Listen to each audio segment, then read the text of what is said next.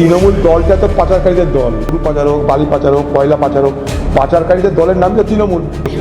পশ্চিমবঙ্গে পাচারকারীদের আশ্রয়দাতা মমতা ব্যানার্জি, সবাই জানি আমরা। সোনা পাচারক, গরু পাচারক, কয়লা পাচারক, পাচারকারীদের আশ্রয়দাত্রী নাম মমতা ব্যানার্জি। আর ইডি, সে একটা ইডিয়েট, সে সবই করবে কিন্তু কিছুই হবে না।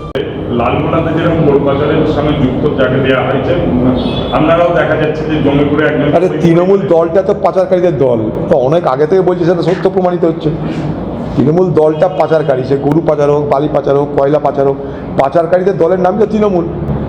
তার জন্য মুর্শিদাবাদের লালগোলায় তৃণমূলের পক্ষ থেকে সবথেকে বড় গরু পাচারকারী, যে তিহার জেল পর্যন্ত ঘুরে এসছে, তার ঘরের জামাকে সেখানে ক্যান্ডিডেট করেছে, আর সবকে খরিদ করছে টাকা দিয়ে যে হারাবে। ওখানেও কংগ্রেস জিতবে।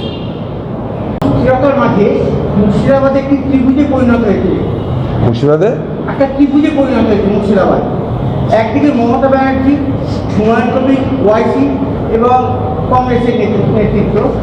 এর বাংলার বিশিষ্ট ব্যক্তিদের কাছে মুর্শিদাবাদ এখন গুরুত্বপূর্ণ কেন?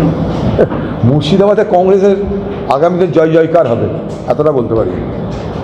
কে কোথায় কী নাম ধাম আছে, তা আপনাদের বড় বড় নামের কথা বলছেন জানি না। কংগ্রেসের জয় জয়কার হবে মুর্শিদাবাদে, লিখে নিন আপনি।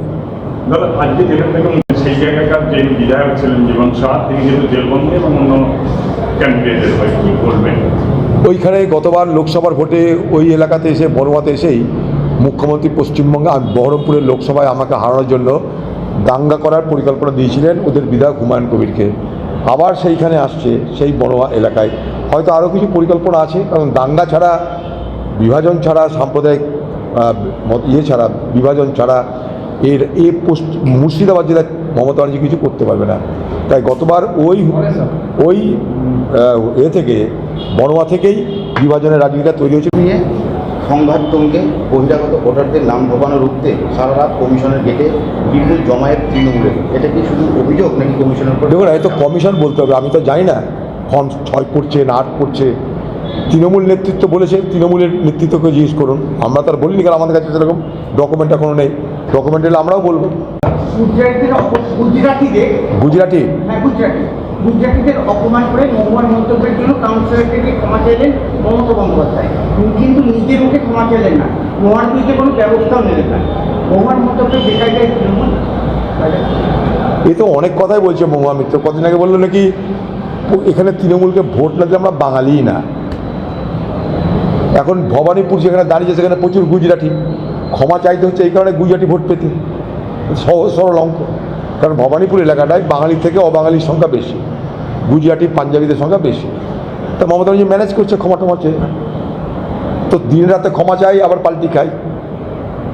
এই কদিন আগে বললো বাইরে থেকে গুজরাটিরা এসে বাংলা দখল করছে, এখন আবার গুজরাট থেকে যে ক্ষমা চাইছে।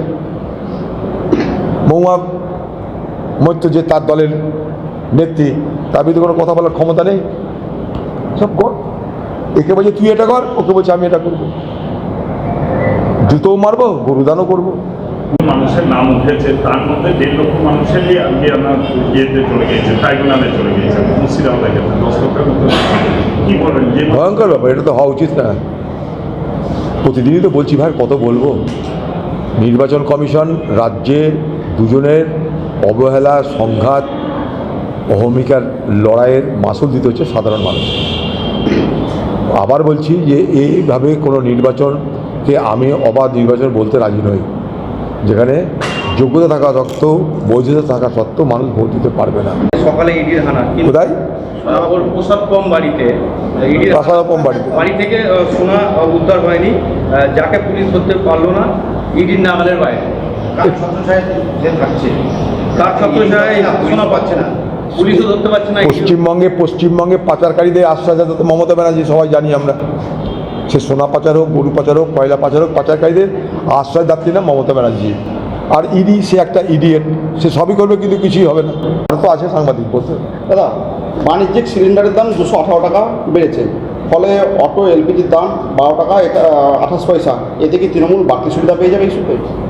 কে কোথায় সুবিধা কম পাবে, বেশি পাবে, সেটা তো মানুষ বিচার করবে। তা আমার মনে হয় যে মানুষের যে ফুয়েল বলো, গ্যাস বলো, এগুলোর দাম কমানোর জন্য কেন্দ্র এবং রাজ্য উভয়কে তৎপর হতে হবে, এটা আমার মনে হয়। কারণ রাজ্য এখান থেকে রোজগার করে, কেন্দ্র রোজগার করে। চাইব কেন্দ্র এবং রাজ্য উভয় মিলে রাজনীতি না করে মানুষকে প্রকৃত অর্থে তাদের সুযোগ দেওয়ার ব্যবস্থা করুক। কেন্দ্রীয় সরকার আমরা জানি তারা কখনো বেসরকারি সংস্থাকে তারা কখনো কোনো বিপদে ফেলবে না, তাই বেসরকারি সংস্থার লাভের কোনো ফারাক হবে না, যা ফারাক হবে সাধারণ মানুষের।